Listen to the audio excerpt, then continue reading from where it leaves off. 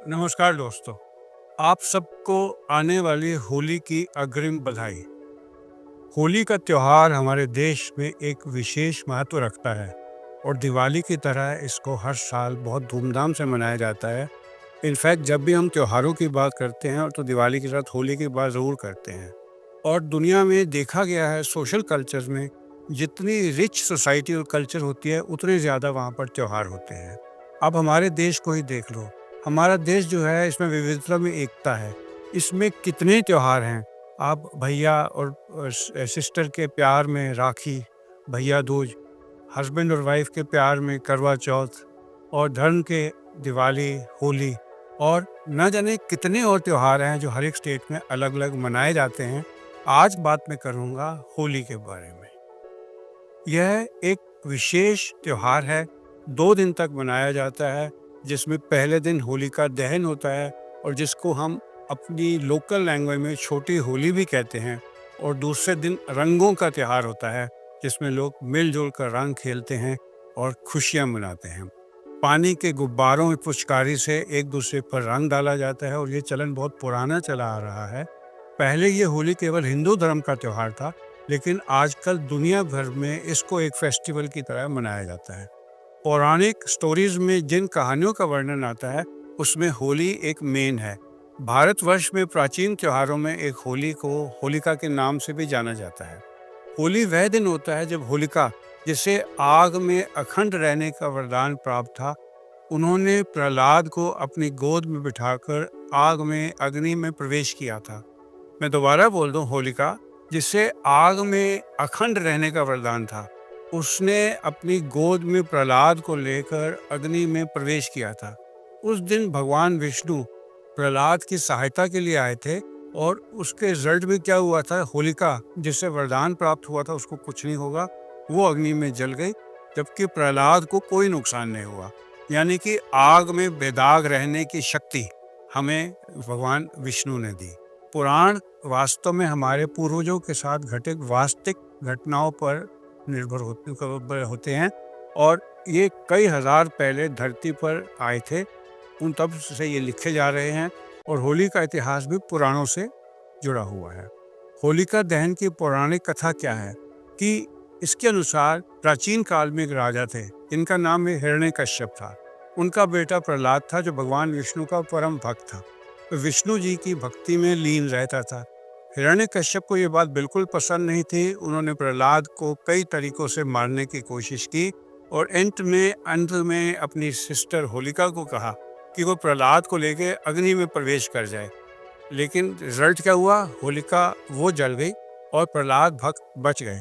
उसके बाद हिरण्यकश्यप की क्रूरता को समाप्त करने के लिए भगवान विष्णु को बहुत फील हुआ और उन्होंने नरसिंह का अवतार लिया और हिरण्यकश्यप को खत्म कर दिया था। तब से होलिका दहन का प्रचलन शुरू हुआ। और होलिका में क्या होता है कि अग्नि में बुराइयों को समाप्त करने का रस्म है, जिसके बाद हम खुशियां मनाते हुए अगले दिन रंग की खेलने की प्रथा को शुरू किया गया, जो हम अभी तक निभाते आए हैं। आप नोट करेंगे कि ये एक बहुत प्योर मैसेज देती है, जिस तरीके से हमारी रामायण देती है कि बुराई पर अच्छाई की जीत, यही होलिका में है। इसका महत्व ये है कि वसंत ऋतु में, यानी कि वसंत की फसल के टाइम ये मनाया जाता है। सर्दियों के एंड का प्रतीक भी कई लोग इसको मानते हैं और हमारे हिंदू कैलेंडर के हिसाब से फागुन महीने में ये मनाया जाता है। ये उत्सव फागुन पूर्णिमा तिथि की शाम से शुरू हो जाता है और अगले 2 दिन तक मनाया जाता है। होली रंगों का और हंसी खुशी का त्योहार है। ये भारत में एक मेन त्योहार है जो पूरी दुनिया में मनाया जाने लगा है, जैसे मैंने आपको पहले बताया था। और इसमें भगवान विष्णु जो हैं, उन्होंने भक्त प्रहलाद के माध्यम से हमें ये दिखाया कि भक्ति की जीत होती है। अगर आप भगवान विष्णु में एक इतना ज़्यादा अपनी डिवोशन रखेंगे, ब्लाइंड डिवोशन रखेंगे, तो भगवान आपके लिए प्रकट होंगे और हमेशा आपकी हेल्प करेंगे। इस दिन लोग होलिका की पूजा भी करते हैं, क्योंकि हिंदू पौराणिक कथाओं के हिसाब से ये माना जाता है कि होलिका पूजा सभी के घर में समृद्धि और धन लेकर आती है। आप इसका साथ में समांतर दिवाली का देख लीजिए, उसमें हम लक्ष्मी की पूजा करते हैं कि वो लक्ष्मी लेकर आती है, और होलिका में होलिका की पूजा करते हैं कि ये हर घर में समृद्धि और धन लेकर आती है। लोगों का ये भी मानना है कि होलिका पूजा करने के बाद वो सभी प्रकार के डरों से भय के ऊपर विजय प्राप्त कर सकते हैं। होलिका दहन के अगले दिन को धुलेंडी कहा जाता है। इस दिन अबीर, गुलाल इत्यादि से खेला जाता है और एक दूसरे के ऊपर प्यार से ये लगाया जाता है। ये तो हो गया इसका पौराणिक महत्व। अब हम बात करते हैं कि इसकी सोशल इम्पोर्टेंस क्या है।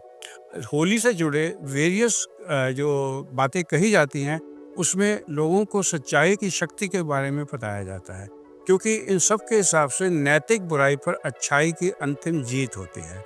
हिरण्यकश्यप और प्रहलाद की कहानी भी इन्हीं तथ्यों को उजागर करती है और भगवान की अत्यधिक भक्ति करने से भगवान हमेशा आपके पास प्रकट होकर आपकी मुश्किलों का निवारण करते हैं। ये बेसिकली होली का मैसेज है।